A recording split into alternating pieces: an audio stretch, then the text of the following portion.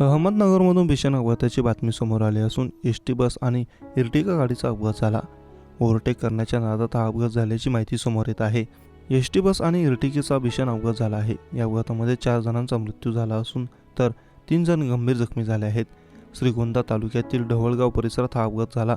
Ertiga गाडी आणि श्रीगोंदावरून शिरूरला जाणाऱ्या एस.टीचा भीषण अपघात झाला. या अपघातामध्ये 2 जणांचा जागीच मृत्यू झाला आहे तर 2 जणांचा रुग्णालयामध्ये उपचारादरम्यान मृत्यू झाला. दत्तात्रय बाळशीराम खेतमाळीस, भाऊसाहेब बाबूराव मडके, हरी तुकाराम लडकत, विश्वनाथ लक्ष्मण ननवरे अशी या अपघातामध्ये मृत्यू झालेल्या 4 जणांची नावे आहेत. तर या अपघातामध्ये 3 जण जखमी झाले असून त्यांना स्थानिकांच्या मदतीने रुग्णालयात दाखल करण्यात आलं आहे. विठ्ठल गणपत डोके, रंगनाथ मुरलीधर खेतमाळीस, सुरेदास हरिभाऊ सांगळे अशी या अपघातात जखमी झालेल्यांची नावे आहेत. हा अपघात एवढा भयंकर होता की यामध्ये 4 चाकीचा संपूर्ण चुराडा झाला आहे तर एस.टी बसचं देखील मोठं नुकसान झालं आहे. एस.टीमधून प्रवास करणारे 16 प्रवासी सुखरूप आहेत.